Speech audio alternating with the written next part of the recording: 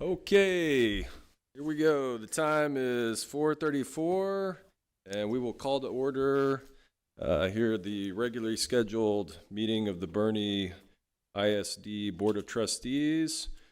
We've got everyone here. We've got Mr. Carlin Fryer, Dallas Pipes, Maritza Gonzalez-Cooper, Dr. Kristen Kraft, myself, Garrett Wilson, Christy Schmidt, Courtney Darter-Bruce, and Rich Sinna.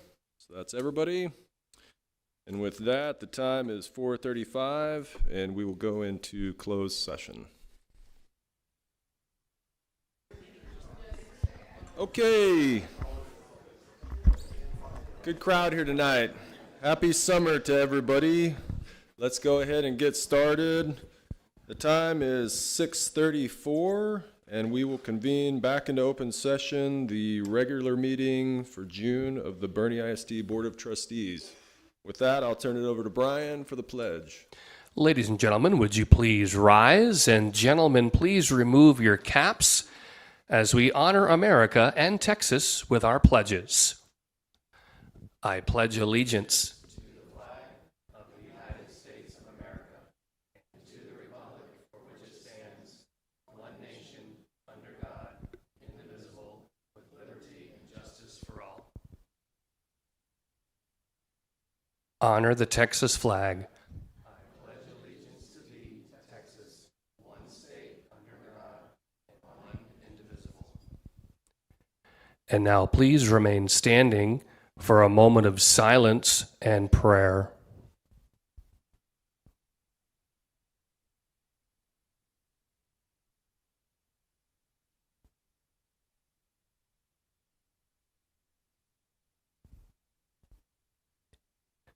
Thank you. Please be seated.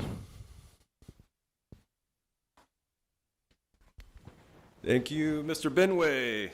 So now we're back to you with commendation of student, staff, and community achievements. Thank you, Mr. President, Dr. Kraft, Board of Trustees, and our guests tonight. If our board could start making their way down for our photos. This is the time in our meeting that we like to honor outstanding achievements, whether it's by our students or staff, and even our community. And tonight we have two very special commendations for you tonight, which honor our partners in the community. Our first commendation celebrates Boerne ISD's FBI partnership. So let's come on up for our FBI partnership. Please welcome Special Agent Garris from the FBI and our Chief of Safety and Security, Mr. Rick Goodrich. Let's have a hand for Mr. Garris tonight.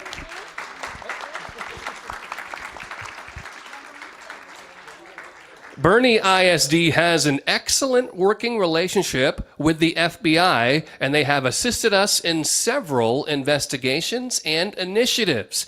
FBI agents have been ready and willing to help BISD whenever they have been called upon.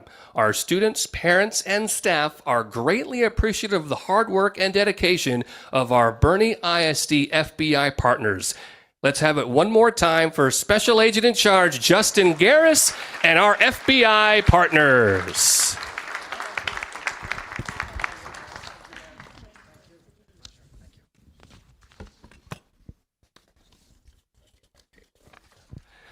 Our next commendation tonight celebrates a great group. Come on up, please. The Greater Boerne Chamber of Commerce Leadership Foundation, class of 2024, and the Boerne Police Foundation. Let's hear it for these fantastic individuals, these great partners.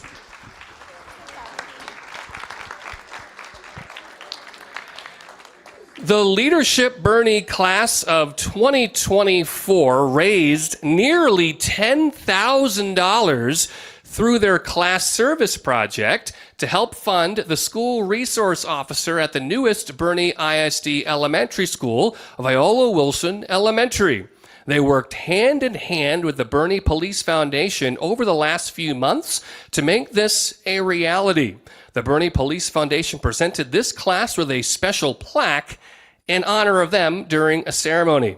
The funds will assist in purchasing essential equipment for the SRO to help keep students and staff safe. Thank you again to the Boerne Chamber of Commerce Leadership Class of 2024.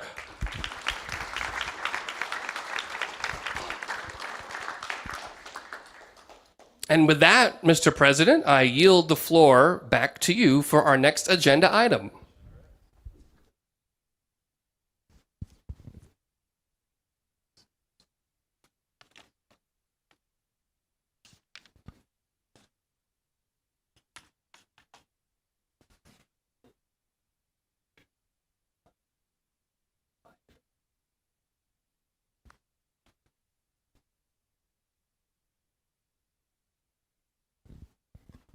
Okay, good news, Brian. It's back to you with the Boerne ISD highlights video. Thank you very much once again, Mr. President. And the video we have for you tonight is our monthly feature with the Boerne Education Foundation. It's our wow moment of the month. And this time we're going to take you out to Voss Middle School for a very transformative learning experience. So here is the BEF wow moment for June.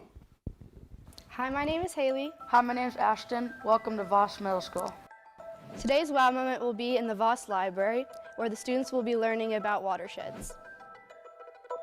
This is the Augmented Reality Sandbox. Today's lesson was a 7th grade lesson on watersheds.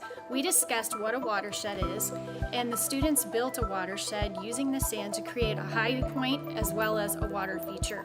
We also talked about how human activities impact our watersheds. We've also used our sandbox to teach successive ecosystems, to talk about how a water source has to exist for then plant life to occur, for then animal life to be present in an ecosystem. Thank you for supporting every student, every teacher, and every school in Boerne ISD.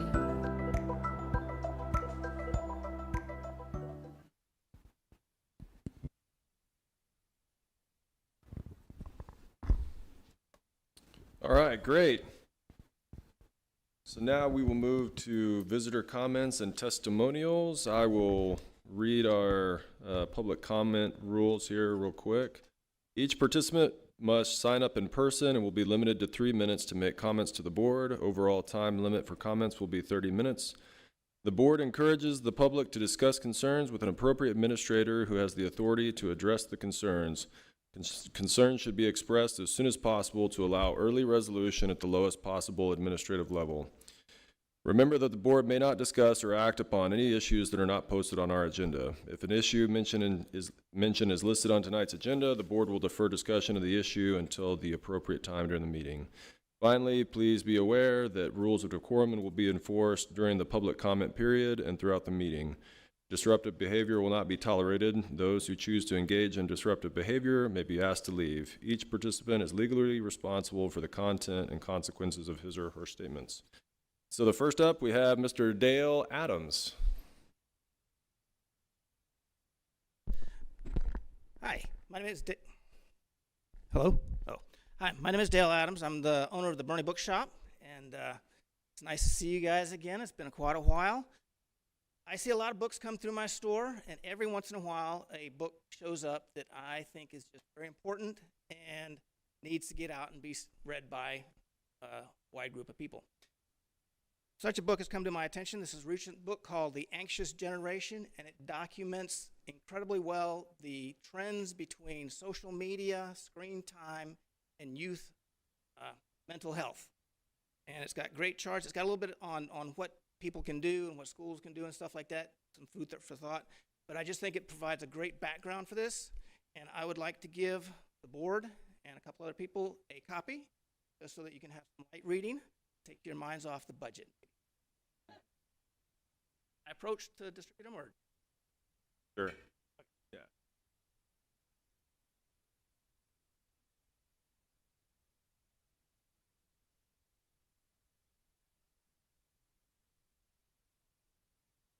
Thanks, Dale.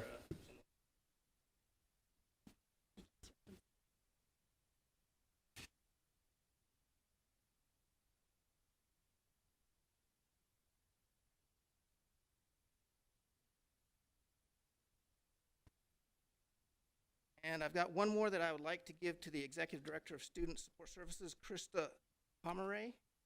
She is here. Okay, I will give it to her, and then I'll be done. Thank you very much. Great, thanks.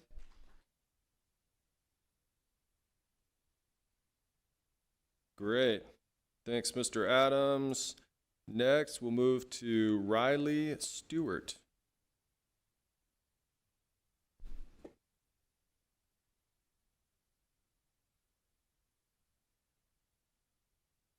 Hello.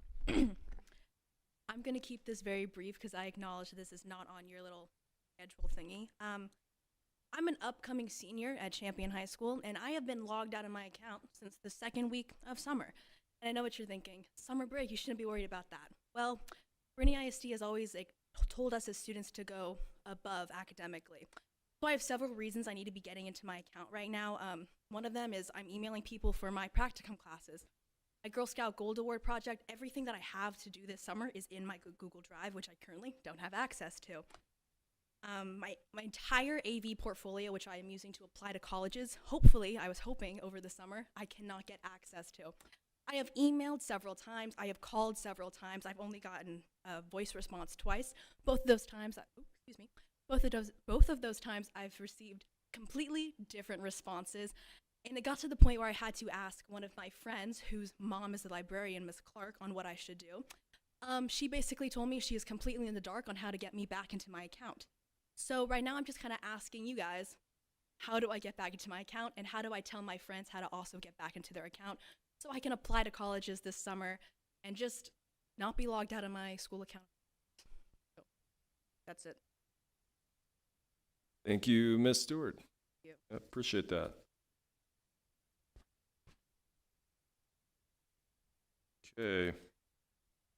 Okay, so that is the last of the visitor comments and testimonials. The next item on the agenda, we have approval of the agenda. Any changes? Everything good with the agenda? Move there. approval of the agenda as presented. We've got a motion. All in favor, say aye. All opposed, same sign. Okay, the agenda is approved. Consider action, if any, regarding items discussed in closed session. I don't think we had any of those. So nothing there. Okay, and then we've got the consent agenda next. Any discussion? I think there was something we were going to pull on the consent agenda here to talk about. Yeah, so I'll address that, and if anybody else wants to chime in, something that we're adding to school next year is going to be ID badges for the middle schoolers. So we've always had them at the high school level. So I thought this was, I think this is a great transition, and I just want to touch on a few reasons why this group of principals and PTO presidents and several community members decided to go ahead and add the badges to middle school. Well, first and foremost, it's a level of security and safety. It also helps out our guest teachers. It helps build camaraderie between the students because they can actually see the other student's name. So it also fosters a sense of connection and belonging. And also, this is probably the only form of photo ID that students this age have. So we'll be kind of rolling those out in different phases, a little bit later with the 6th graders, and then the 7th and 8th graders, they'll be getting their ID badges this coming year. Great. Any other comments from anybody on that one? Okay, since we pulled that one, if we could get a motion for just that item to approve the 2024 Student Code of Conduct, separate from the rest of the agenda. Okay, we got a motion. I'll second that. We really don't have to pull it, but Okay, just discuss I'll it. second if you want to do them separate, that's fine. Okay, all in favor say aye. Aye. All opposed, same sign. Okay, let's approve then the rest of the consent agenda here. I would entertain a motion to approve the consent agenda. So moved. Okay, great. We've got a motion and a second. All in favor say aye. Aye. All opposed, same sign. The consent agenda is approved. Okay, great. Okay, so now we'll move on to governance, board member reports. Let's see, I think we had at least program evaluation. Do you want to recognize anybody that was in that consent agenda personnel? We've got a couple coming up in Dr. Kraft's updates. Oh, okay. we could do, you still want to do it there, or is that okay? Okay. Okay, great. So board member reports, we've got program evaluation at least. Is there any other, Rich, do you have anything? Yeah, just on legislative stuff. It's a summer before legislative session is usually quiet. However, we did pass 3 resolutions at our May meeting, which will form the basis of our ledge priorities that will be presented to the board for approval in August. Get some feedback prior to that, but I will be spending some time this summer visiting with the staff of our state senator as well as our state reps, and basically getting their feedback on what we feel are important issues. The issues that we feel important that were addressed in our resolutions, they seem to acknowledge and agree with. So we'll see. Hope springs eternal that what should have occurred in 23 will occur in 25. We will see. Great. Thank you. Courtney, anything? Okay. Christy? Yes, I will give a programs evaluation committee. We met on Wednesday, June 5th. 3 things we discussed. First was a report of the 2024 industry-based certifications earned by all students was shared with the committee. An IBC, or industry-based certification, is a credential that shows students are experienced in real-world industry skills, which makes them more competitive in the job market. So we had a total of 644 IBCs that impact our district's A through F accountability were earned, and this is actually an increase by 34% from last year. There are also other IBCs that were awarded that demonstrate our students possess knowledge and skills necessary in specific careers that just maybe didn't count towards our accountability system. So there were even more than the 644. Secondly, BISD received results for the TELPAS exam. TELPAS is the Texas English Language Proficiency Assessment and is required of all emerging bilingual students and tests them in reading, writing, listening, and speaking. This test affects the district's federal accountability. And with more students testing this year, BISD did see improvements in all areas, including reading. So that's good. And finally, the committee reviewed the updates being made to the BISD GT, which is the Gifted and Talented Service Program for elementary age students. And the feedback was received from teachers and administrators to make updates, including changing the name of the pull-out program to the Gifted and Talented Enrichment. So GATE, Gifted and Talented Enrichment. And then we'll have 6 full-time employees to service the 8 elementary campuses. And really the heart behind the name change for the pull-out program is this just a transition to reinforce that the pull-out program isn't the program, but it's just part of the enrichment that the students get all throughout their day. And that's all. Great. Thank you. Maritza, anything? Dallas? Mr. Fryer? I know we've all been together the last 5 days, so I'll just kind of do just a quick talk about Summer Leadership Institute. All of us participated in that, some starting as early as Wednesday night, all day Thursday, all day Friday, some Saturday morning. Always a great opportunity for us to network with other board trustees from across the state of Texas.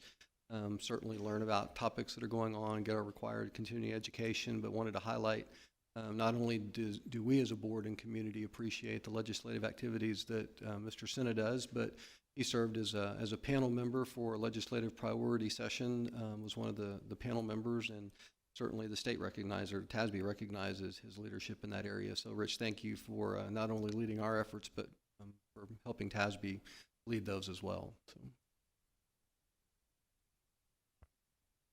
Great. Yeah, those are good comments. That was a really good training, and it was good for all of us to be there together and with Dr. Kraft, and we had a great time. Learned a lot. Actually, we had a lot of good classes there. Anything else from anybody? Good.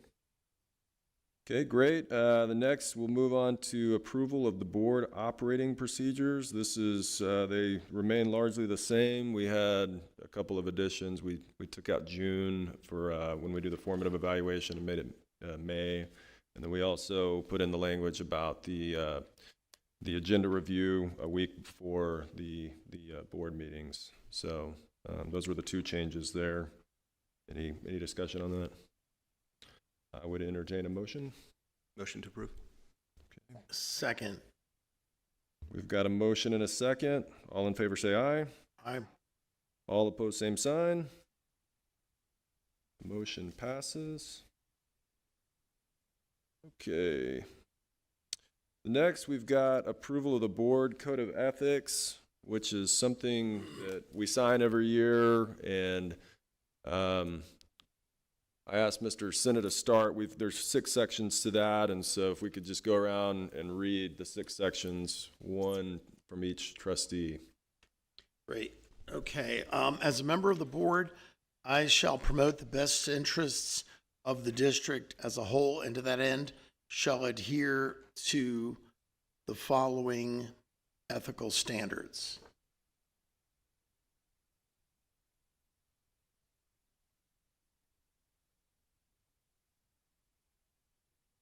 Excuse me. Equity and attitude. I will be fair, just, and impartial in all my decisions and actions.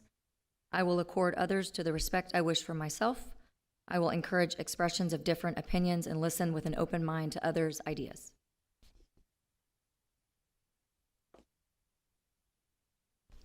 Trustworthiness and stewardship. I will be accountable to the public by representing district policies, programs, priorities, and progress accurately. I will be responsive to the community by seeking its involvement in district affairs and by communicating its priorities and concerns. I will work to ensure prudent and accountable use of district resources. I will make no personal promise or take private action that may compromise my performance of my responsibilities.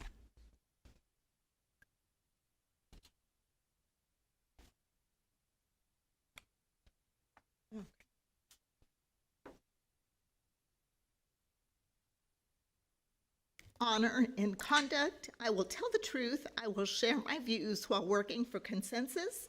I will respect the majority decision as the decision of the board. I will base my decisions on fact rather than supposition, opinion, or public favor. Integrity of character. I will refuse to surrender judgment to any individual or group at the expense of the district as a whole. I will constantly uphold all applicable laws, rules, policies, and governance procedures. I will keep confidential information that is privileged by law or that will needlessly harm the district if disclosed. Commitment to service.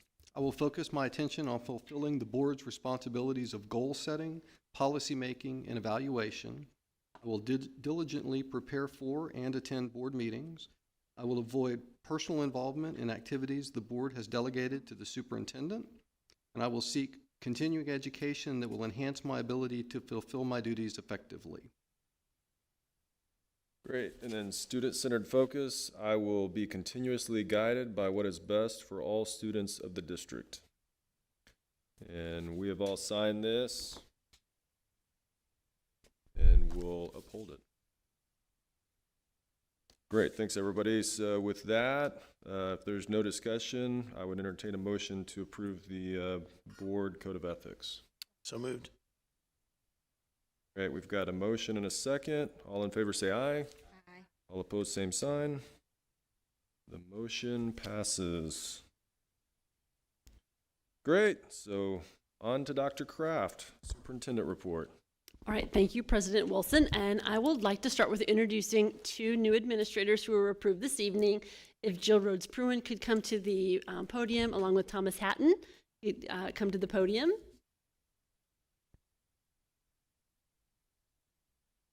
So when the board approved the consent agenda item and the personnel matters, that officially approves Jill Rhodes-Pruin as our new Chief Human Resources Officer. She comes to Boerne with a deep, deep, deep level of experience in all matters HR, and recently coming to us from San Antonio ISD. And Jill, we're so fortunate to have you here in Boerne. Could you step to the microphone and introduce any guests that you have this evening? Yes, with me tonight is my husband, Grant Pruin. And he's been a great support, and we are excited that I'm here. Welcome to the district. And Thomas Hatton, if you could step to the microphone. So we're very excited for Thomas Hatton, assistant principal at Champion High School, to move to be the director of alternative programs. And so he will be leading such important work, and he'll get to open the Mitchell Learning Center as Boerne Academy moves over to the Mitchell Learning Center. He'll also be serving students in the 18+ program along with our special education team, and then also oversee our alternative education program that will remain here in this building. So Mr. Hatton, congratulations. Very excited for your future, and we are so fortunate to have you as a leader in Boerne, and just congratulations. I know it was a rigorous interview process and you rose to the top, and so congratulations. So could you introduce any special guests you have this evening? Thank you so much. I would like to introduce my wife, Laura, who's been with me by my side over 32 years, and we just continue to go strong. So thank you, baby. Love you. Awesome. Okay, so let's go take a picture. Stay there. President Wilson and I will come down and take a picture with you.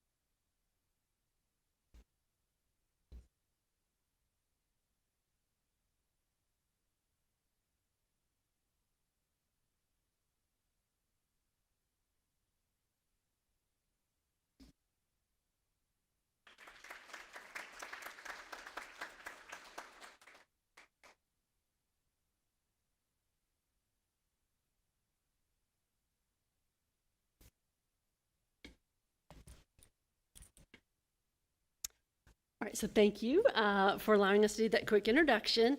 I do have a few other updates to share with the group. At the end of May, I was invited to hear a number of our students who are attending the military service academies at an event. I just want you to know that we had at least 4 or 5 kiddos in person, 2 students on Zoom, just amazing students of great character, and I know that represents all of our kiddos. But I just want the board to know how outstanding our students were that evening, raving comments about just the quality and caliber of our students. And it's phenomenal to see how many of Boerne ISD students from Champion and Boerne High School do go on to military service academies. And it's quite inspiring. And I know a number of you were there and you saw it firsthand, but very, very fortunate that Boerne produces such outstanding young men and women that move into military service academies.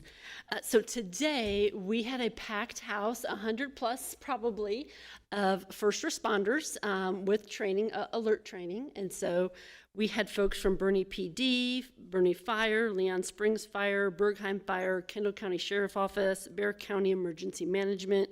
We had the SROs from Comfort ISD, and I told them that we met their board this weekend at Summer Leadership Institute, and there are so many more. Also, the Santa Fe ISD Chief of Police spoke to the group this afternoon. So it's 2 full days of training. Our Chief of Safety and Security, Rick Goodrich, put it on. You know, it is required training for law enforcement personnel, but we took advantage of the audience, and we had our school leaders there as well. So many of our principals and assistant principals spent the day with us in training, and so we're fortunate for our partnerships with law enforcement. Transitioning now to some of our core value work. Last week we had our first of 3 Zooms on recommitting to our Boerne ISD core values. We have over 100 folks who are deep in the work of understanding our core values and then seeing how they bridge to the portrait of a leader and portrait of a learner. So that's exciting work. And teams from each school of parents, some high school students, community partners, teachers, and leaders. And then just as a reminder, I was selected for the Superintendent Leadership Program with Holdsworth Foundation. It is invitation only. They only accept 10 to 15 per year. And so it really is an honor to be selected. I shared it with you about a month ago, but I'll let our new trustees know about the timing and so forth. But that session begins in July. and it's all expenses covered by the Holdsworth Foundation. So looking forward to that opportunity to learn and grow. And then, Carlin, you touched on it, and while January is Board Appreciation Month, I just want to give you all my appreciation in June as we wrap up this 23-24 school year. And as you've heard many of the board members mention, we did spend Thursday, Friday, Saturday together in training, and it was so impressive to have the whole team there. We divided up and went to many sessions and learned, firsthand ideas from great districts, and look forward to the continued collaboration from our team of 8 as we learn and grow together. And I just want to say from me to you, thank you so much for the opportunity to lead and serve in Boerne. And today really wraps up our June board meeting for the 23-24, and I hope you have an enjoyable month off. Right now there's no July meeting, not to say there might be something that comes up, but look forward to kicking off the new year with you, and I'll make sure you have all those dates on your calendars when we have convocation and welcoming new teachers and all the fun happenings that take place as we open a new school year. And one quick note, we do have 15 applications so far to the Community Leadership Academy, and so if you have folks who are interested, please encourage them to apply. We have 15 so far. We know we'll get many more, and the window is open until September 1st. And so we're looking forward to a second year of the Community Leadership Academy. And those are my remarks. Great. So the window to apply is open till September 1st. Yes. Is that right? Okay, good. That's good to know. Good information. Okay, so next we'll go to reports. The first one up, we have instruction. Ms. Flores.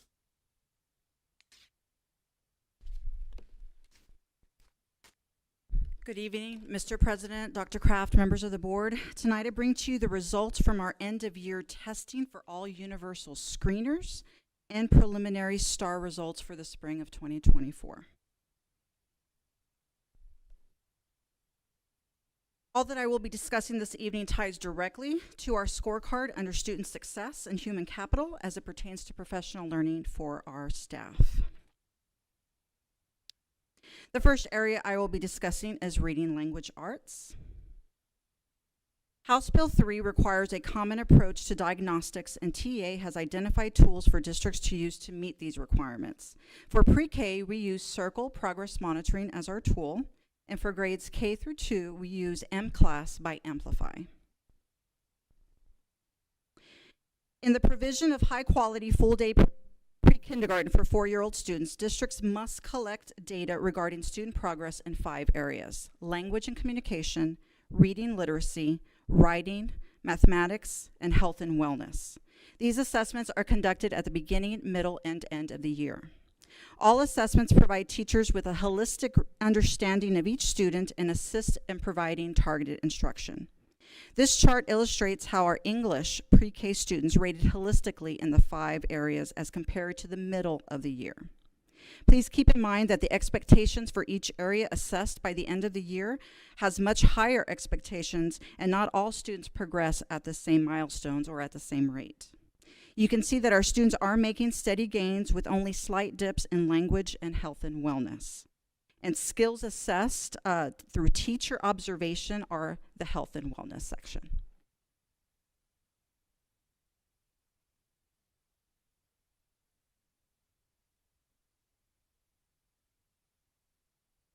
For our Spanish pre-K classrooms, we noticed a larger dip in the area of language, writing, and math. What we found is students are making gains in these areas, but not enough growth to meet the expected end-of-year benchmark. And the number of students assessed is relatively low. We only have 3 Spanish pre-K classrooms, so 1 student does make a difference in on these results.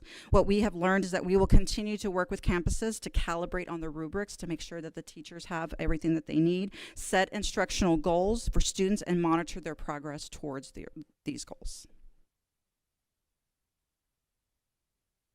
In accordance with TA, I'm sorry. I have a quick question. Mm-hmm.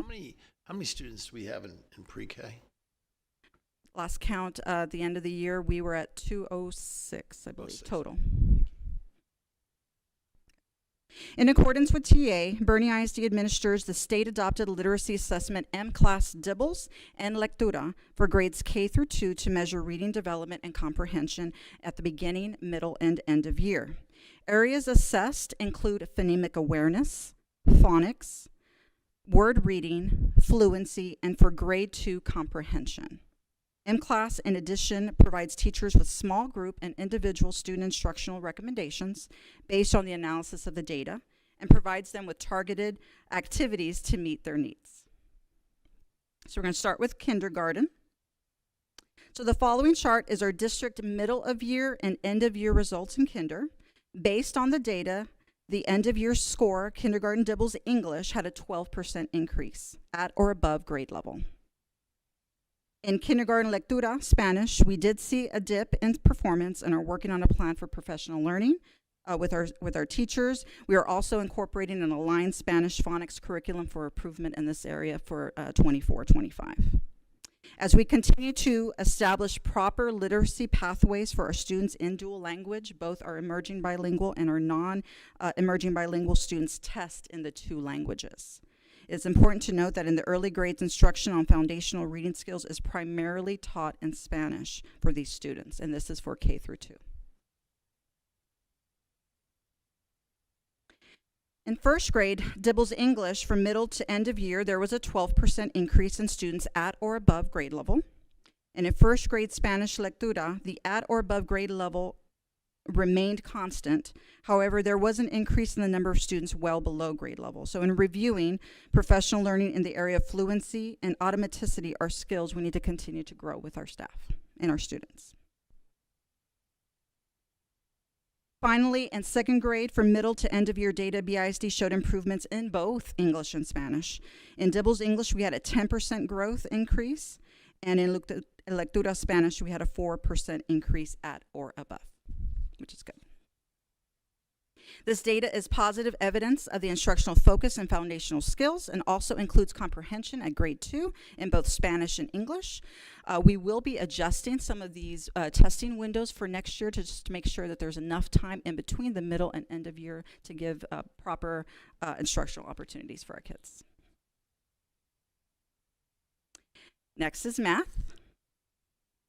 So new this year for Boerne ISD was MAP Growth, which is a nationally normed and independently verified screener for math. It is a comprehensive assessment tool that helps us make data-informed decisions on student progress. All students K through 5 are screened 3 times a year, beginning, middle, and end of year, and the reports lead to more effective teaching, enhanced student outcomes, and targeted interventions.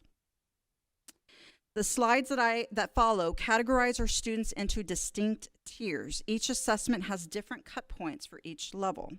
So tier 1 is all students that receive high quality instruction differentiated to meet their needs. Tier 2 students are those not making expected progress in the core curriculum and are provided with increasingly targeted instruction. And tier 3 are students that receive individualized intensive interventions that target the student's skill deficits. The 20% and the 5% are recommended national norms for the percentage of students that should be within those tiers. Let's begin with kinder and first grade. These 2 charts show kinder and first, middle, to end of year assessments by tier levels. Tier 1 is greater than the 61st percentile. Tier 2 is the 41st to the 60th percentile, and Tier 3 is 40th percentile or less. We are pleased with the growth shown by kinder with a 12% increase in Tier 1 and a 13% increase in first grade from middle to end of year. This is the first year MAP has been given, and the first year growth and achievement have been measured as compared to the national average. And so we use this data from MAP to create targeted plans to grow all students. It's also important to note that cut points for the achievement percentile are a moving target and are more rigorous as the year progresses. So if a student remains in the same achievement percentile all year, this means the student actually made a full year's worth of growth. So if a student increases their achievement percentile, they've exceeded their expected growth. So across the nation, the trend shown by is a small dip during the first grade because first grade is the first year of the cognitive load increases when it comes to math throughout the year. Second grade MAP test is notably more rigorous and STAR-like compared to previous grade levels, as it marks a key transition year for our students. Our second grade students rose to this challenge, admirably increasing the percentage of students in Tier 1 by 11% and reduced the percentage of Tier 3 by 13%. Our third grade students also demonstrated commendable progress with an 8% increase in Tier 1 and a 5% decrease in Tier 3. We are pleased to share that our fourth grade students have shown steady performance in Tier 1 and successfully decreased the percentage of students in Tier 3. It's important to note that the MAP assessment points, again, are a moving target. So regarding our fifth grade, while students did demonstrate growth, it is worth mentioning that the end-of-year MAP assessment for fifth graders was administered during the last 2 weeks of school after the STAR exam and when there was a very, very busy time. So again, we've relooked at when our testing windows will be occurring, and so we're making those adjustments. Overall, we're very pleased with our inaugural year of MAP growth in the area of math and the actionable data that it provides to our teachers, our campuses, and our district. We're committed to using these insights to continually improve student outcome. Zern is a supplemental application that supports Eureka Math in grades K through 5. It's provided at no cost to the district through a grant. And to meet the requirements of the grant, we must have at least usage of at least 80% of our students logging in, completing an average of 2 lessons a week in grades K through 5. So I'm glad to report that we're well above this required usage requirement, with 94% of our students logging on weekly at an average of 3 lessons per week. In addition, when we performed an analysis of Zern usage in grades 3 through 5, there is a correlation with STAR growth. Students who met their goals for usage in Zern tend to show increased growth on their STAR scores. We will continue to use and utilize Zern in grades K through 5 for next school year as a supplemental instructional application to Eureka. Okay, now moving on to preliminary STAR results. For the following slides, I will review our preliminary percentages within the 3 passing performance levels: approaches, meets, and masters. STAR performance percentages do differ across grade levels and subjects. So for example, in third grade math, approaches grade level is 41% correct, meets is 59%, and masters is 78%. And just note that for each test in each grade level, the meets percentage does differ. For 2024, Reading Language Arts STAR combined, now this is aggregate results for English and Spanish for our students in grades 3 through 5 reading. As compared to the state and region, we are well above. And as compared to 2023, third grade had a small decrease in approaches and meets and in masters. Fourth grade, there was an increase in all areas. In fifth grade, there was a slight dip in all levels. You examine the data in a consistent cohort of students from third to fourth and then fourth to fifth. There were gains with, when you follow apples to apples, the same students, there is growth. But there is slight dips from last year's fourth grade students to this year's fourth grade students. Next is third through fifth grade math. Again, these are combined English and Spanish assessments. Third grade increased meets from 67 to 70. Fourth grade increased meets and masters, so we did have great success in fourth grade. We're especially proud of this because fourth grade is the lowest scoring STAR test historically for our district and for across the state. And due to the large cognitive leap from third to fourth, much more in the abstract instead of conceptual math. So we're very happy with these gains in fourth grade. In fifth grade, we did have a downturn in all levels, approaches, meets, and masters, but this cohort of students did show improvement from their fourth grade year. So we're excited about that. Across secondary reading, scores from Reading Language Arts 6 through 8 in English and of course 1 and 2 are above the state and region. Overall, we saw some growth in our master's percentages in nearly all levels, and this trend was also consistent across the state and the region. Specifically, 6th grade reading, Meets increased by 5% and masters increased by 6%. 7th grade reading results are down across each category. 8th grade reading masters increased by 3%. And both our English 1 and English 2, our meets and masters percentages did increase from 2023.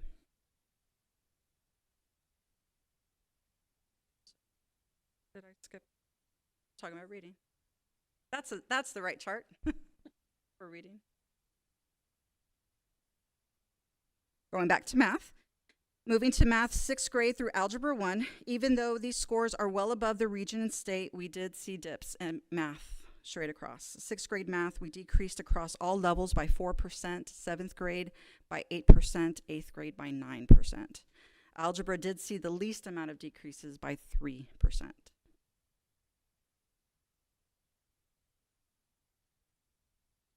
That has a lot to do with it.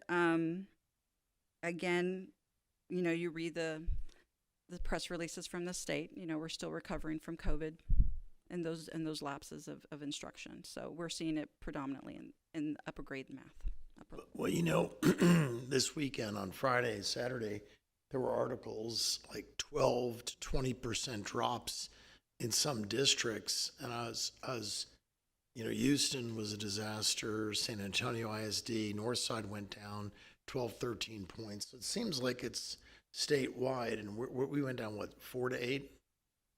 The highest decrease we had was in 8th grade math, which is 9%.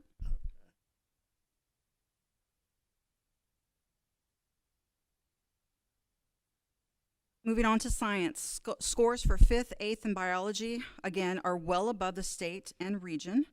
But we did see some decreases in 5th grade science, an average of 6%.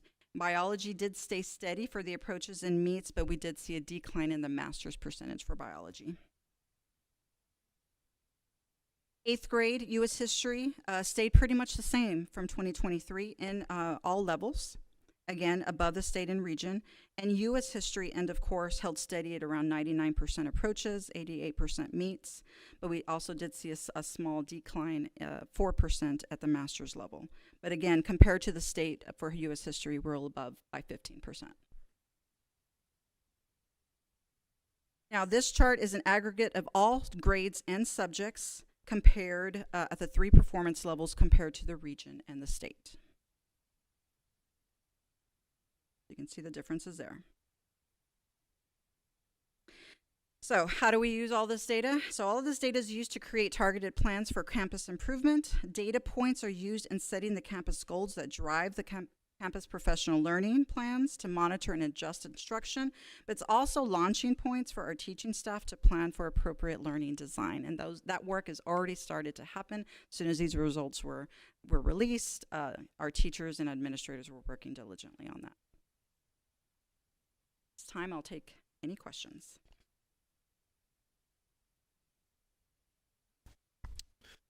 Questions for Ms. Flores? I had one. Oh, did you have one? Go ahead. Oh, go ahead. I was on that cohort of students that you talked about that from, as they've gone over the last few years, they've improved.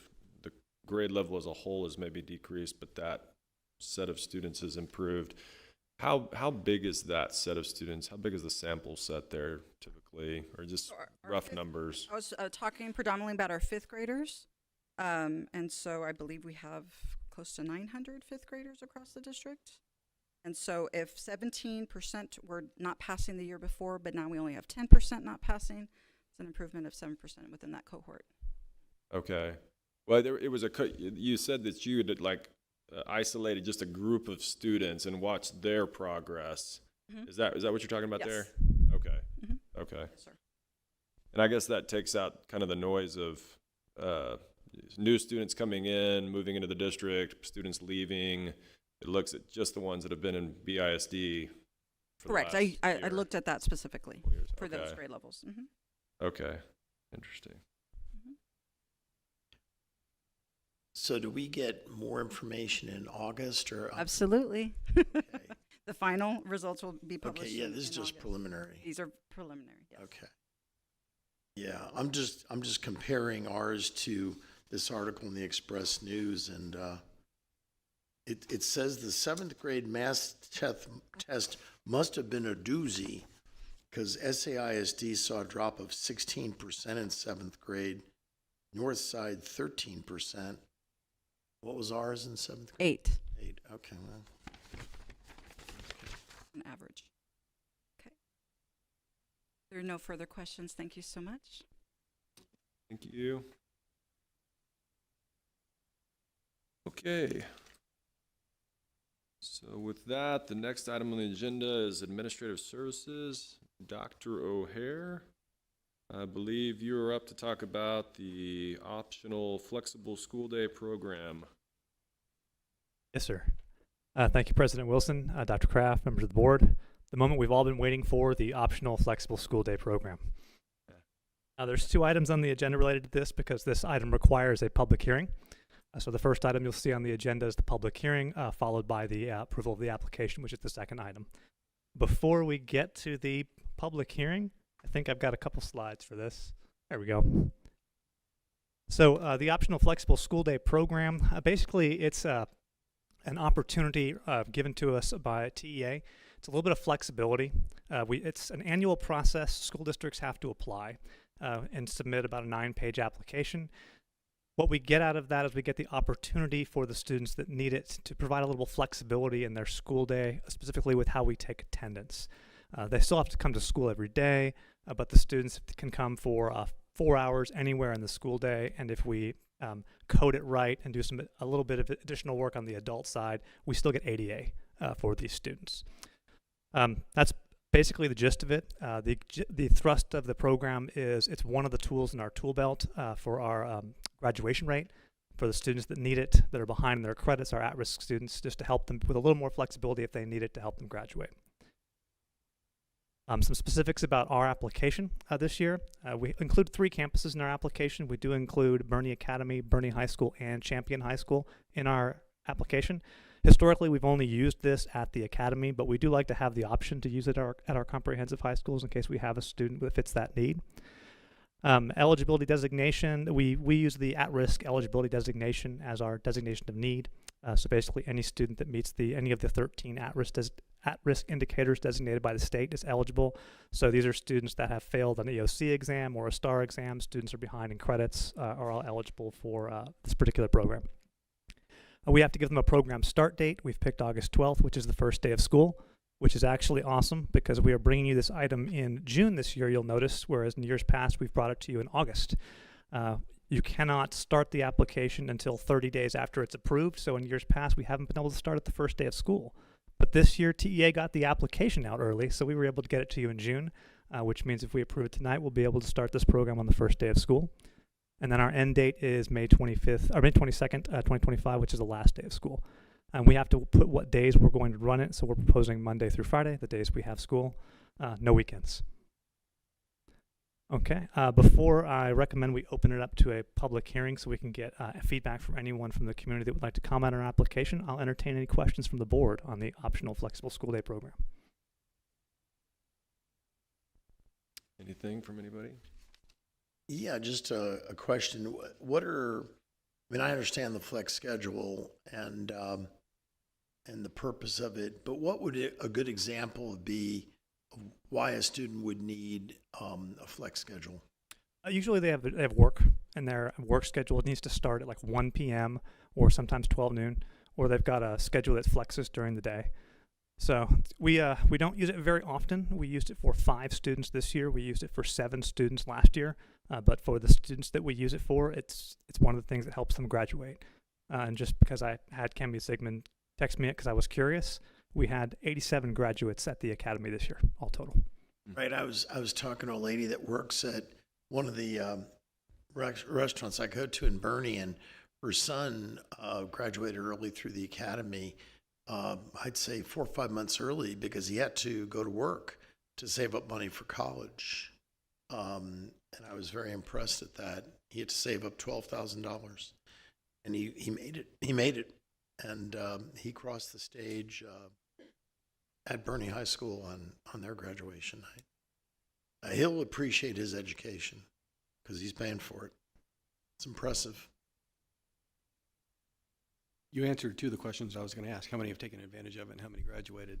But I'll echo something that Mr. Senna just said, where my daughter works, and I actually called Dr. Kraft about this. You know, kudos to the staff at the academy. So one of her coworkers had completed all of his graduation requirements through the academy, but didn't realize there was paperwork that he needed to complete. And someone from the academy made it a point to go to the restaurant, sought him out, and made sure that he signed what he needed to sign so that he could cross the stage with his other students. So kudos to all of that work. Yes, sir. They're an incredible staff, incredibly dedicated group of teachers, and they now have an incredible new leader. Mr. Hatton. Mm-hmm. All right, if there are no other questions from the board, with your permission, President Wilson, I will open up the public hearing for any comments from the public on any members of the public that want the opportunity to provide input on the proposed application. Sure. The time is 7:29, and let's go ahead and open it up to comments.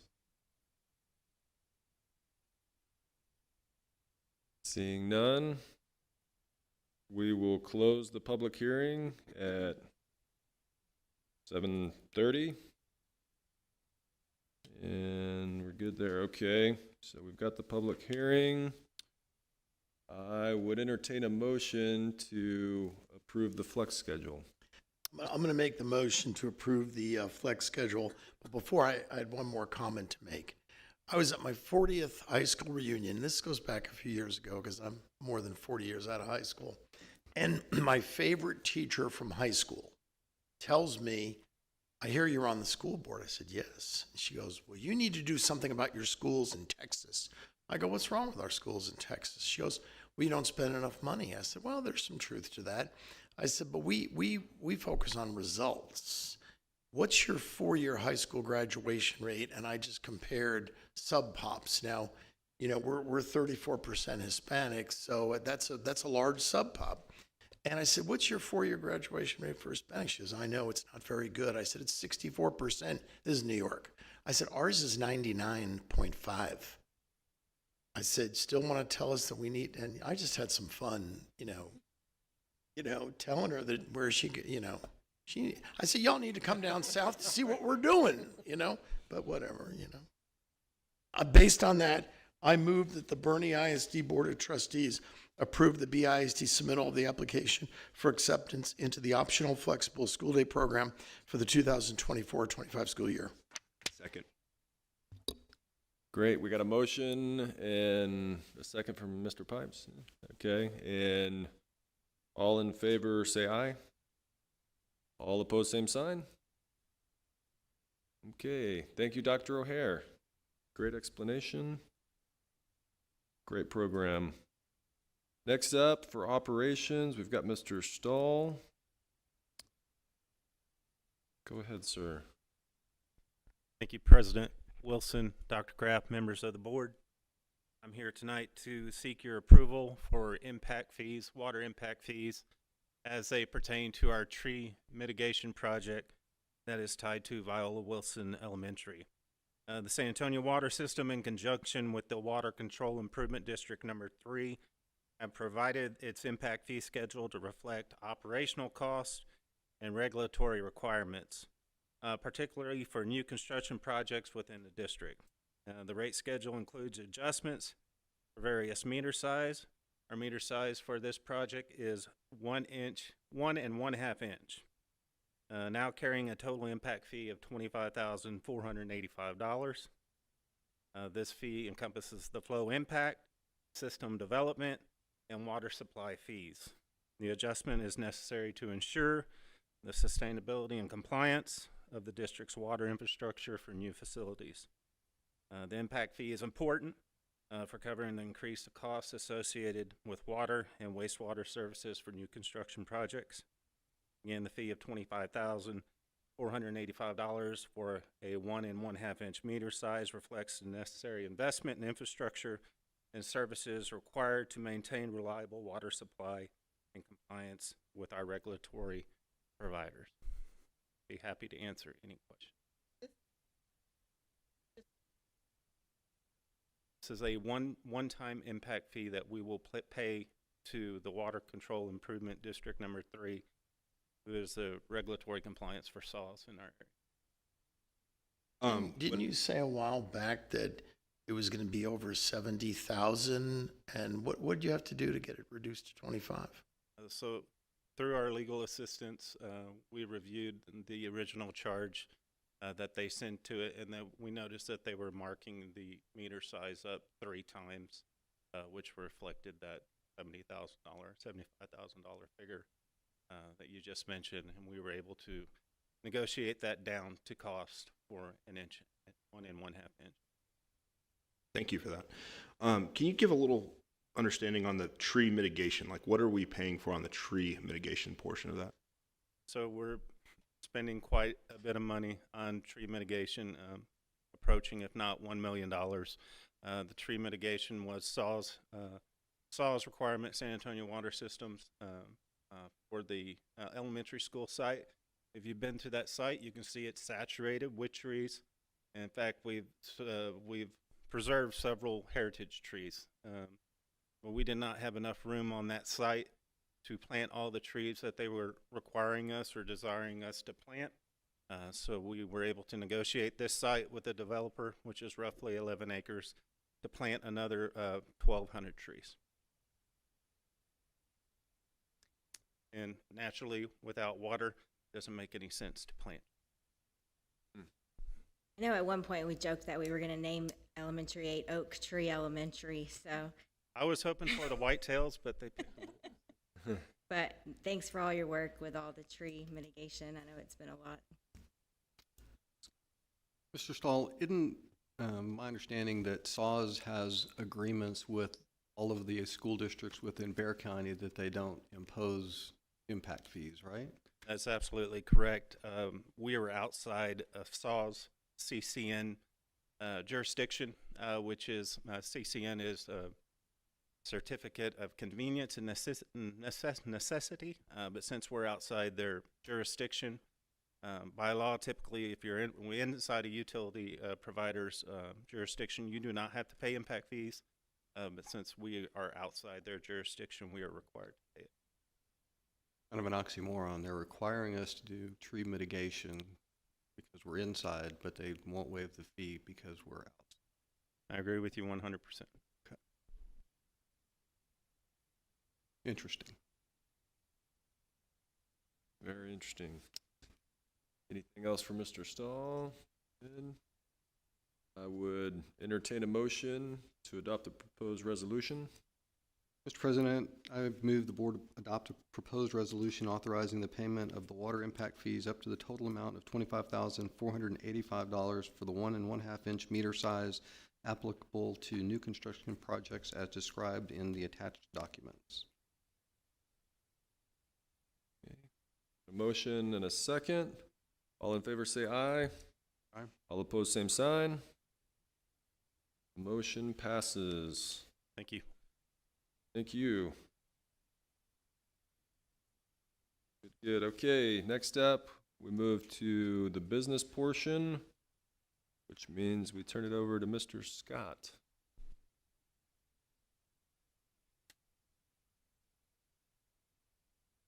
All right. Good evening, everybody. Let's talk about federal grants. If a district receives more than $5,000 in federal grants, it's required to hold a public hearing on the needs and the uses of those grants. There are also some state grants that have that same. The board has received a detailed list of applications. Those grants and announced that there are four. I basically broke this down into 2 groups. We have regular recurring block grants like Title I and B, that the district will receive those funds. Is a large portion of those 2 programs are a large portion of our federal funds. And there's the non-recurring block grants. These are say they're unlikely that we get. They're based on need, which state of Texas will administer these and percentage. So definitely have the need. We'll put in the application. It's a short description of our federal education plans. And so at this time,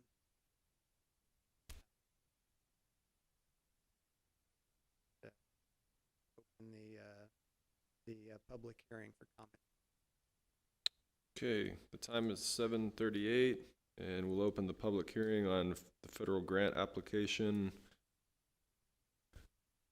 Anybody want to make any comments?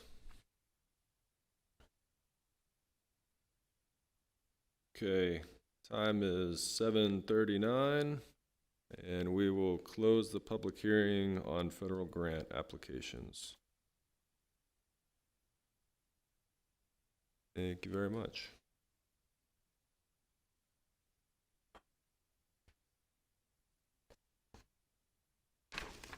Then continue on to the budget. Well, we have to. Oh, do we have to We have make a to motion? approve. There's a motion to, no, I don't think there's a. there is no motion. Yeah. I did have a question on that. What budget does, whenever we get grants, does that go into special revenue or general fund? All of the grants that you've been provided go into the special revenue fund. Okay. There are two other large portions of federal funds. The National School Lunch Program, not here. That's a special revenue fund as well, but it's that's not a block grant. And the services that we render for students that have medical needs that qualify for Medicaid service. Pool is much smaller than it used to be, but that is a large pool of federal.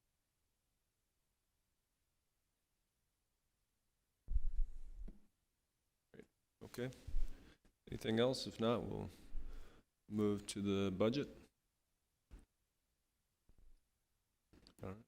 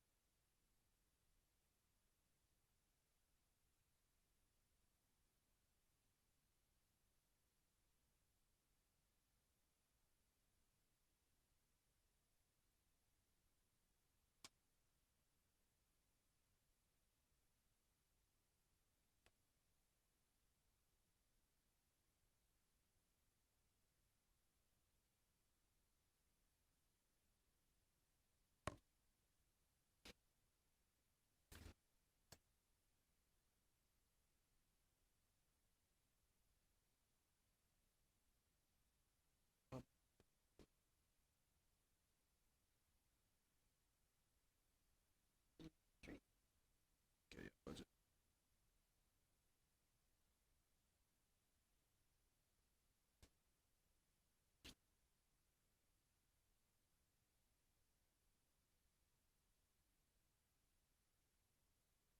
No, there it is.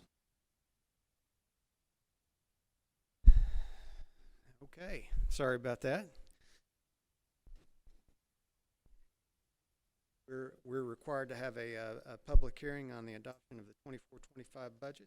We've had 5 workshops with the board at one time, and so we'll walk through the audience a little bit of what the process that we've gone through. That started with the board in February, and for administration went back several months farther than that.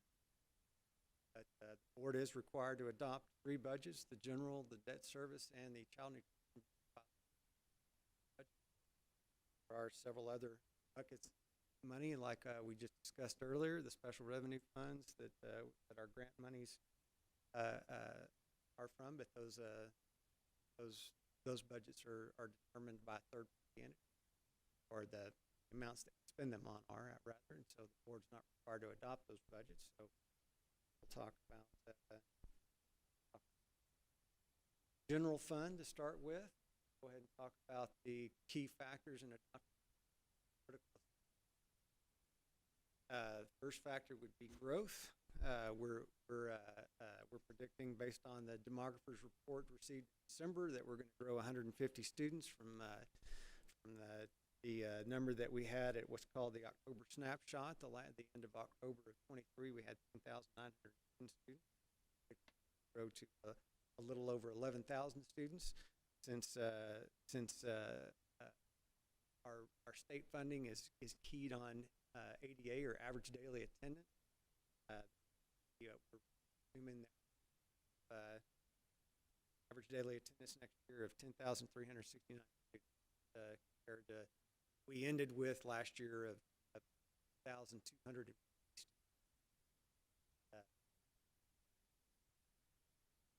Factor in our adoption of our budget is property values. Mainly what serves the general fund. We've received reports from the Kendall County, well, all three of our counties appraisal districts that that Boerne ISD is a part of, primarily Kendall, but also Bear and Kamal, that our values grew 9%. That's a while from being certified. We'll certify values in the summer, and those numbers normally go down. 7% increase in values. As we discussed in workshops earlier, that's primarily not necessarily an increase in values, but a decrease in the homestead cap, since values have gone up so much in the last preceding years. They've been limited to 10%. So if you had cumulative 40% value growth over the last 2 years, you were only taxed on 10% of that growth, and that cap comes off 10% here. That's for most of the growth. It's a decrease in the exemptions, not an increase in the value. Yes? And the last key factor that I wanted to point out, we talked initially about this in our first workshop with the board, but haven't talked about it much since then, is that there is recapture in this budget. Is such a big factor. Budgeted 9. Almost. Well, we ended up paying about 7.4 fiscal year for recapture, and budgeted $9 million for 23-24 before they passed Senate Bill 2 late in the summer. Knocked it all the way down to zero, which we're thankful for, and looks like we're not going to pay any of that in 24. There is a picture of the general fund. Keeping those critical factors in mind. Our state funding is somewhat static, with increase in property values. The big themes for 24-25 is the opening of Wilson Elementary and all of the staff that goes along with this. I'm a member of the public. I'll point out your screen. This is public hearing. Public watch this. This number be concerning to me, and what I want to point out is a couple of things. The 24-25 budget is influenced by, number one, a lack of support at the state level. our budget is primarily driven by something called the basic allotment. That allotment hasn't changed in the last 6 years. So revenues do not go up in accordance with the second big factor, and that would be budgetary pressures. I'll show a graph a little bit later on just 5 items that are just killing us budgetarily. And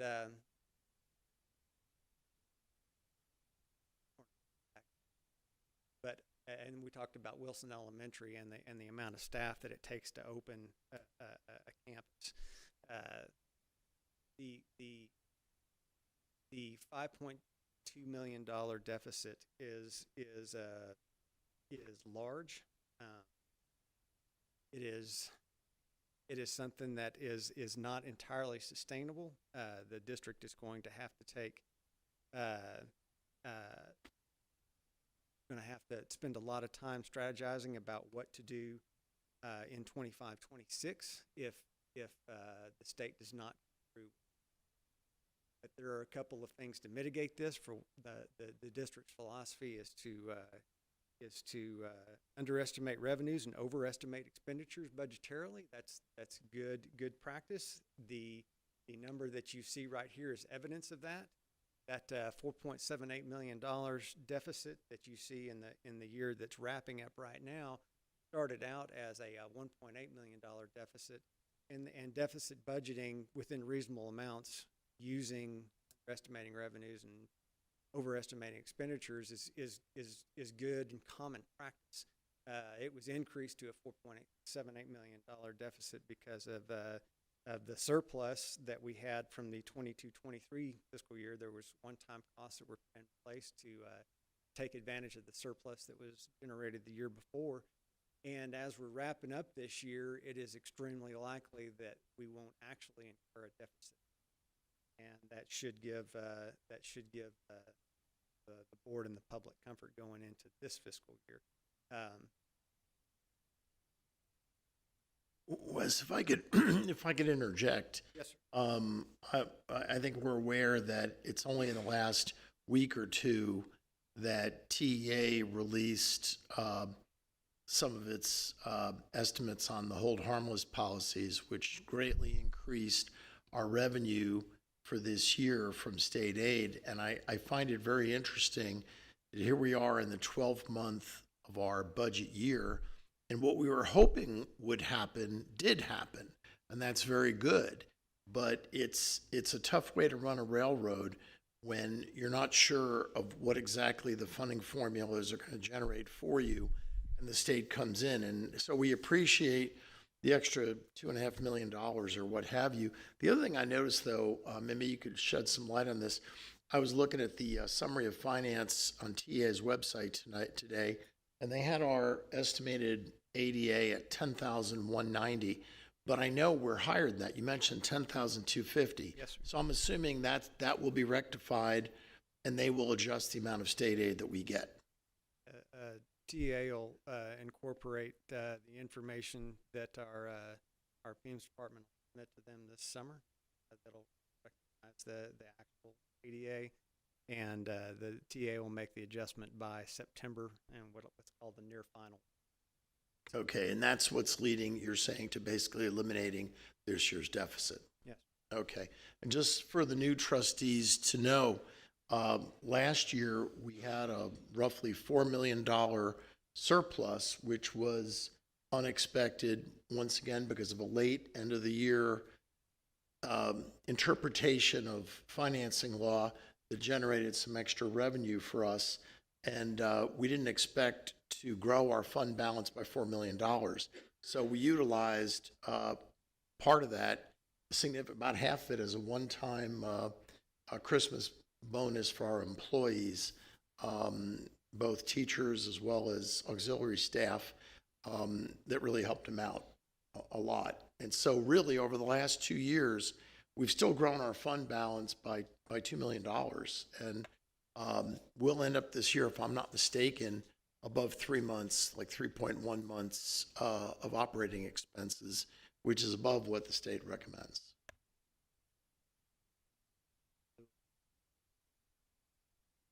Right. So some of the components of the $5.2 million deficit is a compensation increase. That is what the administration is recommending as part of the budget. Increase for all teachers, nurses, and librarians. The this thing works is the raise that all teachers, nurses, and librarians get. The rest of these items, everybody is in a job class. 0.5% per profession. Within the 1.5%, there is a for those employees, we have 27 of them. They go $1,000 to get a 0.5%. But recognizing the economy and inflation and the pressures that our employees are facing, administration appreciates the board's desire to take care of those employees, and so the largest percentage raise will go to our paraprofessionals and our auxiliary employees. Just keeping in mind that these bottom three categories, professionals, paraprofessionals, and auxiliary employees, are in job classes that are defined by a minimum, a midpoint, and a maximum that they can make within those job classes. So, and the district is giving, has traditionally for the last few years, and is this year giving raises what's called the midpoint of that raise. So if the minimum for a job class was $100 and the maximum was $300, the midpoint was $200. Everybody in that job class gets a 2.5% raise if they're a paraprofessional employee on the $200. So there are some employees that will get a little bit percentage, to the extent that they're at the low end of their job class, the percentage will be, reality of their percentage will be a little bit higher, and to the extent that they're at the top of that pay range. Ms. Prune can probably explain that about 100 times better than I can, but that is the compensation package being recommended this budget. Are there any comments or questions related to the compensation package? I just, there was an article in the Express News today, and it's really interesting because Judson last year approved a 6% raise. And I remember thinking a year ago, how on earth could they afford it? They couldn't afford it. They were basically using ESSER money, which is going to expire, to give out a pay raise. Well, when the money expired, because they thought the state would increase funding, and that didn't happen this year, they're not going to give a raise out at all. So when you combine the last 2 years' raises that we've given out, it basically equates to what Judson did. Now, I'm not here to bash Judson, but they're not the only district in San Antonio that did that. And so now you see Judson not doing a raise. You've got Edgewood's not doing a raise. San Antonio, which has a massive deficit, is going to do a 2. Northside is going to adopt a $100 million deficit, and they're 9 times our size. That would equate to an $11 million deficit with us. I've got some questions later on our forecasted deficit, because I know you're extremely conservative on your revenue estimates, and I know included in that is some very, very conservative projections, so I'll dig into that a little bit later. But basically, I think what we're seeing across the San Antonio metropolitan area are some districts doing 2% and others are doing no raises. But a common recurring theme is the use of non-recurring revenue to give out raises. And we didn't do that last year, and we're not going to do it this year. And so in fact, the superintendent of Northeast, I think he had a quote. Let me read his quote. Let's see. Well, it's in here somewhere, but whatever. He was basically saying people are making some decisions they shouldn't have made, and they're coming to regret it now. So I think it underscores why we have to be very vigilant and aggressive, because in the last 6 years, we've had 22.5% inflation, and we've had no increase in the basic allotment. And to compare that to a local private school, they've raised their tuition 29% in the last 6 years. 29%. We haven't gotten a 29% raise. Our revenue for student is up about 5% over 6 years ago.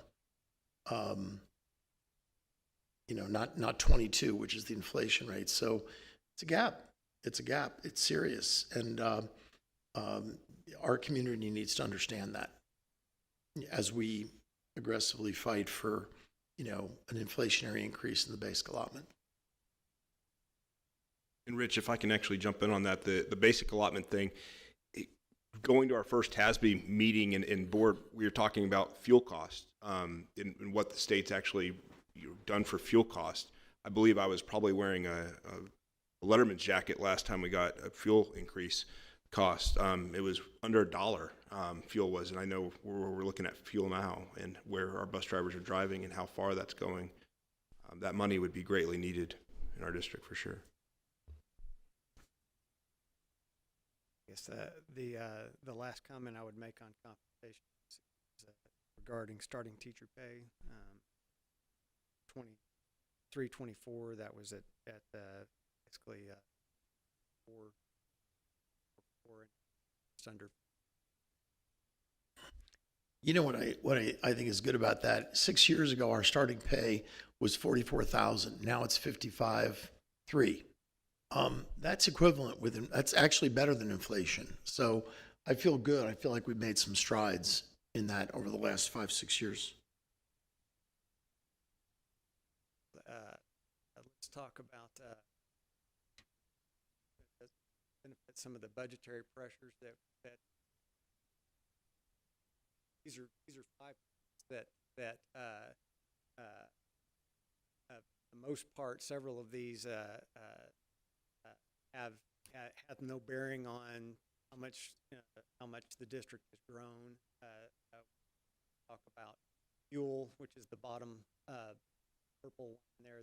That we actually drive less miles than we did 6 years ago, and so this has been presented over 6 years, which we talked several times about in the last 6 years how the basic allotment hasn't changed. But these 5 have. Fuel's gone up 57%. Property insurance, we have the same buildings in the same condition that they were 6 years ago. That's gone up 24%. Utilities, the second line, the green one up there, has gone up 53%, and has actually gone up significantly higher than that. The 2.9 million you see at the top is a budgeted number. The actual a lot higher. We'll talk about that when we talk about the final budget amendment a little later on. Special education, now we have grown there, but we haven't grown 48%. Costs associated with those and the students that we need to serve has gone up significantly, and so that's gone up 48%. And safety and security has gone up, obviously, Uvalde, tremendously. That's costing us more than $4 million more than it did 6 years ago. Significant portion of our non-budget.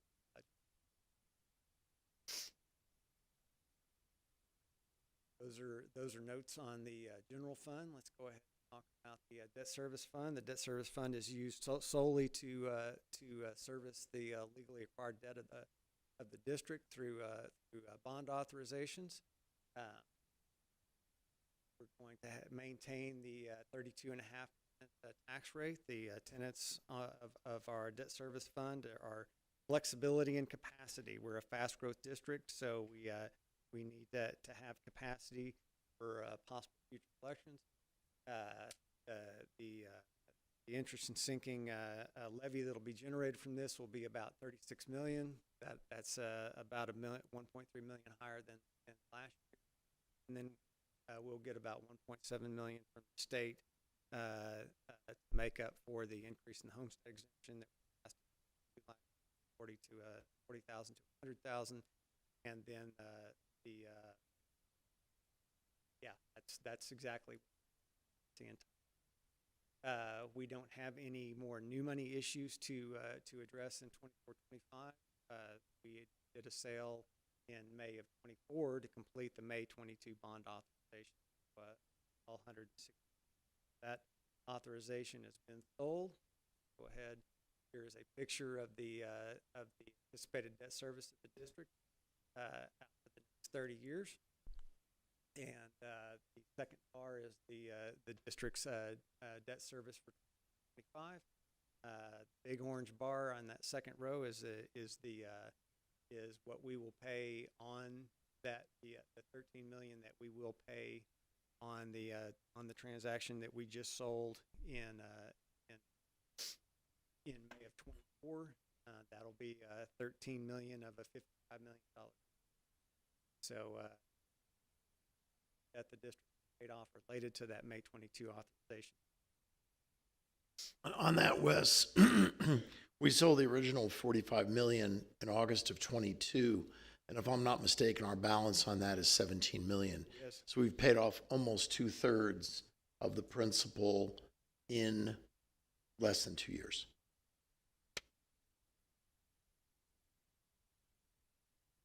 Talk about the last fund that the district needs to adopt, and that's the Child Nutrition Fund. That fund, we're going, by law, we must adopt a balanced budget. To add a food service manager for the new Wilson campus, and we're going to adopt a $3.7 million budget like we did this year. That's anticipation of 5,850 meals a day. That's what we sold in 23-24. We think that that's a conservative budget. Let's at this point in time, unless there are Wes, will you go back to the bond Yes, sir. page there? One more or two. There we go. I think it's appropriate to talk about how we sold the bonds for the 22 bond sales using some of the variable debt obligations instead of fixed rate, some of the long-term stuff that we've done in the past.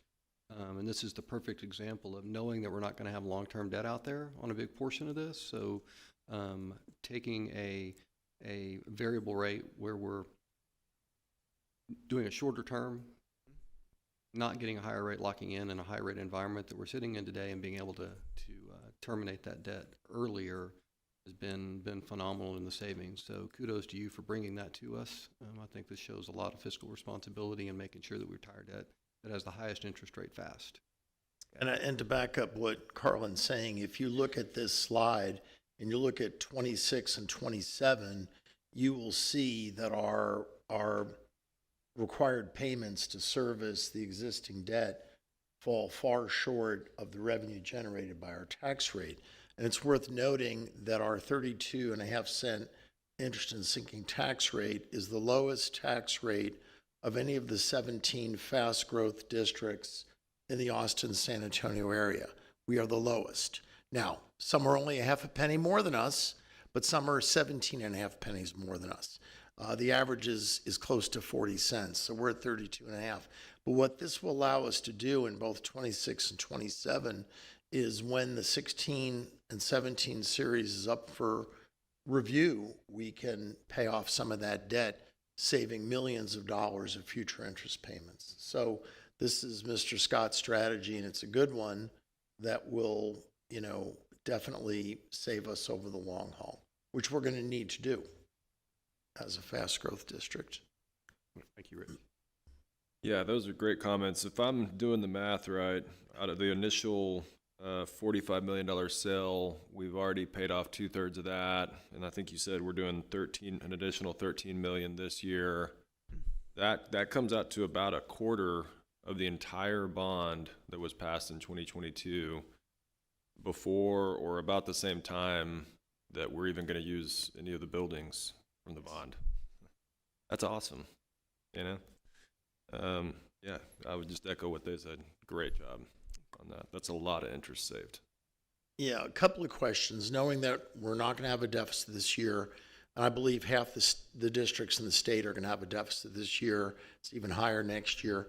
I know that you like to be, your history is to under-promise and over-deliver. financially, and that's a good thing to do. The assumption on attendance is what for the next budget year? 93 and a half. 93 and a half. Enrollment. Okay, and what did we achieve in 23-24? 94. 94. So if we match what we did last year and attendance rates are starting to come back up, isn't that about an extra $400,000 or $500,000? It is. So all we have to do is match what we did, and that's $400,000 or $500,000. How about investment income? What did we generate this year? We're generating over $2 million in the general fund. And what did we budget for next year? We budgeted $500,000. Okay. Now, I know that the Fed is expected to have one rate cut later this year, but who knows what they're going to do? You never know. And so one would assume it's logical to assume we'll have less investment income than we did last year, but 500,000 is a far cry from more than 2 million. So I guess my point is that I think it's perfectly reasonable to think we're going to, that we're underestimating our investment income by $1 million, maybe more. So we just identified $1.5 million. And I don't want to put you on the spot to say, hey, we're really not going to have this kind of a deficit. But I know most districts don't take this approach. There's a few that are fast growth, property wealthy districts like us that use similar approaches. But when Northeast ISD said they're going to do a $39 million deficit, they did a $39 million deficit. Same thing with SAISD, same thing with, Judson. They're all in the same boat. But we tend to come in with a better performance than what was projected at the beginning of the year. And I just wanted to bring that out because I think the average person would say, wow, $5 million deficit. But I don't believe that's going to happen because you're good at managing money and you always exceed your projections, and that's a good position to be in. Well, I think if you look at it from the 3-year standpoint as well, when you look at last year where we ended up with a $4 million surplus, we anticipated spending that this year. We're not going to spend that this year. If we end up with a 5, worst case, I think it's going to be significantly less than that, if at all, if the state does what they should do in Austin. It's a great story. So, the fiscal management, the responsibility of these funds, if you look at it over the last 3 years, it's been spot on the average of performances we need to. I think so, and I suspect we'll end up the year in the high 2s in terms of our months of operating revenue, 2.7, 2.8, which is really the neighborhood of where we need to be. And I think the other thing that's important, the legislature, everything I'm hearing is they will, increase the basic allotment. It remains to be seen how much. We need a big one, but that won't affect us until 25, 26. And the lower the deficit we have this year, that's less that we have to make up. If Northside goes forth with a 2% raise, which is what they're planning on doing, they have $100 million to pay back. So even with a big boost in the basic allotment, the first thing they got to do is wipe out their deficit. And we won't be in that position. So hopefully, if there's an impressive increase in the basic allotment, let's certainly hold our legislators accountable. We'll actually be able to do more, hopefully, in 25, 26 than a lot of these other districts. So I think that just underscores that you've got to be fiscally responsible. And I think we all agree we would like to do more than we're doing relative to our employees. There's no doubt about it. But, unlike Washington, we can't print money. They can print money. We can't. We've worked hard over the years. I know, Marisa, you've been on the board 11 years. Carlin, 9, 9. I'm 10. We had a $9 or $10 million fund balance when I got on the board. We're at 27, 28 now, which is where we need to be. We were not in a position where we needed to be 10 years ago, and we've built that up. At the same time, dramatically increasing, teacher pay. But more needs to be done. I will say I spoke with someone from HR at Comal a couple weeks ago, and they said that they're looking at a $30 million budget deficit, and they're 3 times. They have 30,000 kids, and we have 11, around 11. So right. Their deficit's much greater than ours as far when you compare students or apples to apples, I guess, if you will. You're absolutely right. And, you know, I know Dripping Springs, they're giving out a 0.5% raise to their teachers and auxiliary. And I appreciate the fact that, you know, we're giving out a bigger raise to our auxiliary workers because they're the lowest paid folks. And you know, I mean, it's not huge, but every little bit helps. I think it's a sign that we value them, and that's important because, yeah, it's important. I'm not sure if y'all saw this, but TASB actually had on their Facebook page a couple of weeks ago or 2 weeks ago a Did You Know? And they have a link where you can go into their budget to see how Texas budgets for school districts. And so this I thought was interesting, so I shared it on my Facebook page as well for Boerne ISD. But it says Texas is one of only 6 states that fund public schools based on attendance rather than enrollment. And so it's just a really nice little synopsis that every time a child misses a day of school, the school district basically loses between $30 and $50 per day. So I think that's just something maybe we need a lot of times, and I know this from my 3 kids going through Boerne ISD schools. A lot of my friends, they would say, oh, we're going to go on vacation the week before, let's say, Thanksgiving, so we can miss the crowds. But, you know, they don't understand, of course, how that impacts the district. So I think as a district, we need to do maybe a better job of making the parents aware of that. I think you're absolutely right, Marisa. And where my daughter taught last year, they had a chart when you walked in the entrance, like what the attendance was per day. And I was like, holy smokes. You know, one day was 91.2, not very good. Another day was 98.3. I said, the principal said hello to me. I said, well, what happened? 98.3 is great. What happened to the 91.2? But very interesting. Now, there are districts that are really promoting the concept of paying by enrollment, but you'll find a lot of those districts have 88, 89, 90% attendance rates. And quite honestly, I don't think the state's going to do that. But even if they did, we would benefit way less. And so what you're doing is you're rewarding mediocrity rather than rewarding excellence. And the real answer is get your kids in school. There are districts in the valley with 85% poverty rates that have 95% attendance rates. Why do they get it and some of these San Antonio districts don't? I mean, you know. Well, and a lot of it changed with COVID as well. Well, we had attendance rates of closer to 97% before COVID. 96, 95 and a half, 96.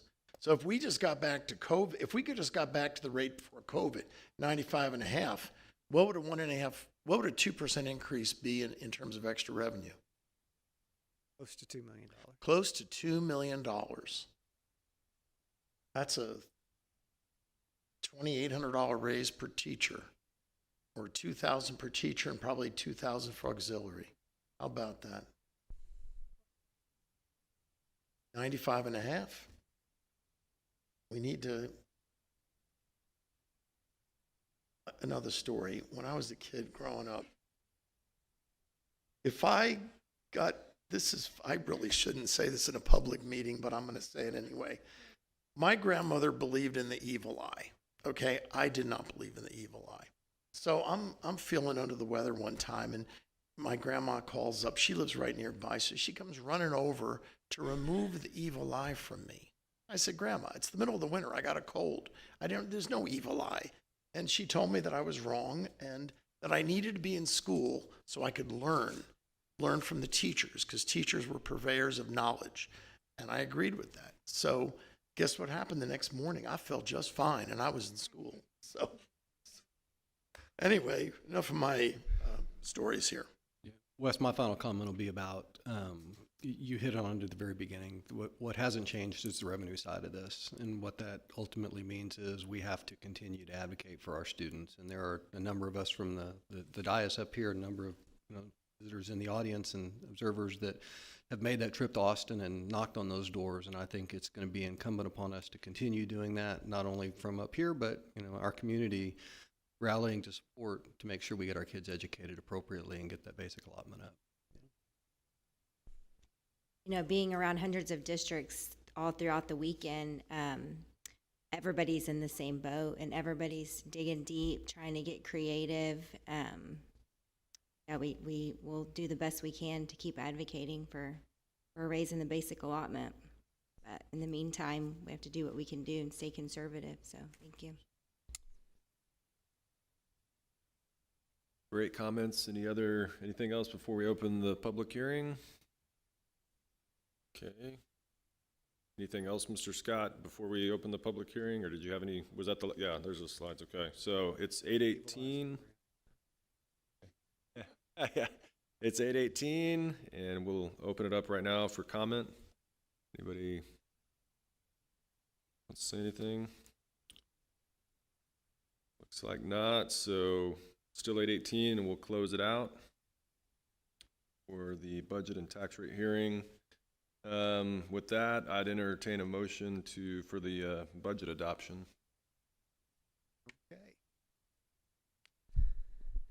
Mr. President, I move to approve the 2024-2025 budget for the General Operating Fund, Child Nutrition Fund, and Debt Service Fund as presented. Great. We got a motion and a second. All in favor say aye. Aye. All opposed, same sign. The motion carries. Budget is passed. Great job, Mr. Scott. And Mr. President, I forgot I have one more question. I'm glad we already voted on it, but we did an assumption of 11,060, which I think is a reasonable target, but that'll be for snapshot date, correct? Yes, sir. But we continue to gain students after snapshot day, so wouldn't that help increase our average daily attendance? It can. It can. But those assumptions are based on historical attendance against that snapshot enrollment.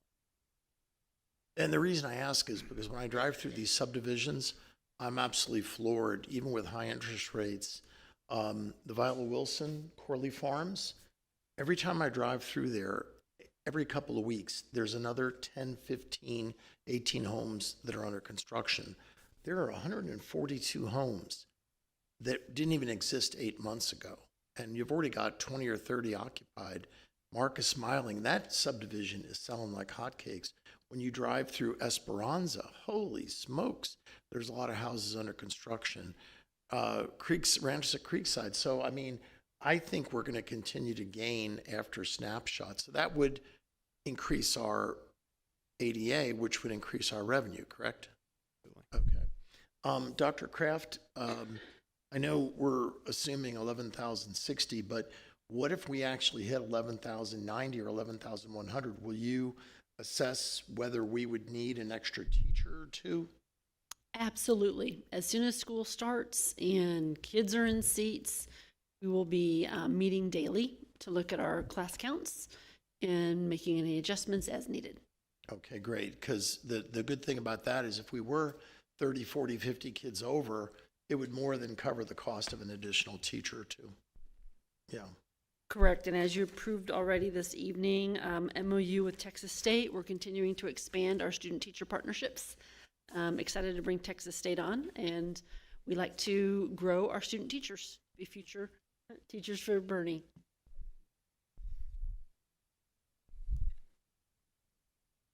great. Any other comments? Then, Mr. Scott, it's back to you with the monthly financial report. Yes, sir. You've been provided the results of operations through May 31st. The big story of this month's report is the final amended budget. There was $2 million in expenditures and state revenues. This is a net zero add. The revenues offset the expenditures. The state revenues are as budgetarily are much higher than what we just adjusted to the needed increase in expenditures. Most of the expenditures are looking at projections through June and seeing if it comes even remotely close to our budget and being sure that we have budgetary room to not cause an over expenditure. there is one recurring, there's a $600,000 increase for utilities that we want to be sure we're covered budgetarily this year, and that we carry that over into 24-25. That has been accounted for in the budget that you just passed. So there is that $600,000 increase there.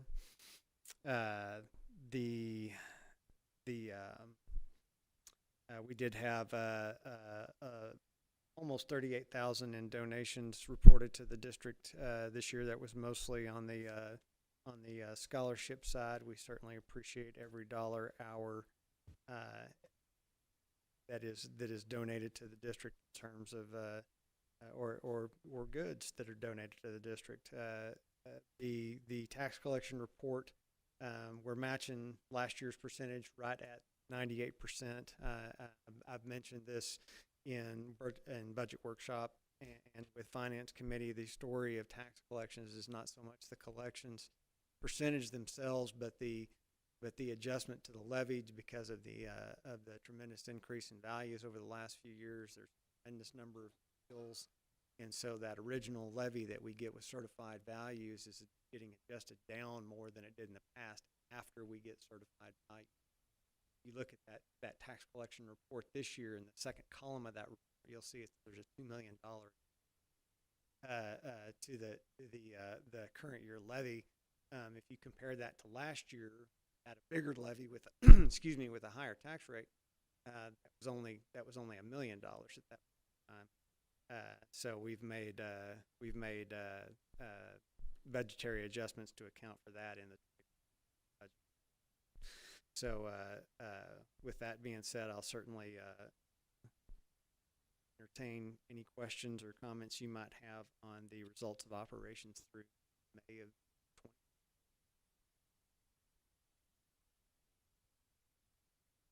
20. There's a couple of things I wanted to point out for the benefit of our new trustees. On the debt service fund, every year our budget is approximately $37 million of revenue, and and we spend that out in servicing the debt. But you'll see actually under the 2020, we have a $10.5 million fund balance. So not only do we have a fund balance for the general fund, we have a fund balance for our debt service. And you want to explain the reason why we have that? Debt service for the when you adopt a budget, you're not for the debt service fund.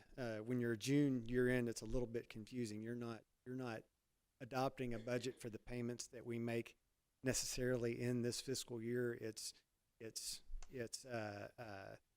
subsequent to August through the next August. So you want to be sure that you have enough fund balance on a June 30 year end so that you can make your August principal and interest. And right now we have about $5 million in payments in August, so we certainly have enough fund balance for that. And then you have that balance between maintaining fund balance for your needs versus third parties' expectations of your fund balance need. The bond rating agencies would say that we need to be able to cover all the way through January as well, which is, I don't think, a good use of taxpayer. Keep a balance between those two. We don't necessarily manage to just for bond rating agencies. We do it for the tax.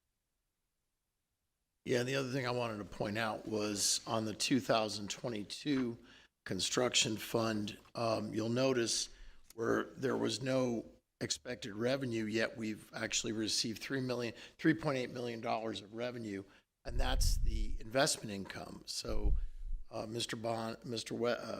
Scott oversees the sale of the bonds, and until we need that cash to pay our contractors, he invests it. This year we generated $3.8 million. I'm going to venture a guess, Wes, that our interest payments to service the 22 bond were probably not that much more than $3.8 million. Am I correct in that assumption? It's significantly less than that, and that's when a fun term called arbitrage comes into play. Of the $3.8 million, I know back in in December, we work with a third-party arbitrage specialist to be sure that we're covered from an arbitrage perspective, which is to say the IRS and the SEC aren't real keen on selling non-taxable debt and then making more interest than the interest that you're. So the difference between that two is basically called arbitrage. So if to the extent that we exceed what we're paying, we set those amounts aside, and we'll have to pay those as to the extent that after a 5-year period, those we've earned more than we paid. And so an example, through December, we had earned $2 million. We set $1 million of that aside. $1 million is left to designate for. Certainly offsets the interest that I appreciate the response, but the way I look at it as a layman is basically if our investment income is fairly equivalent to our interest payments, we essentially are getting an interest-free loan. Is that a fair thing to say? I think it is a fair thing for you to say, sir. Okay.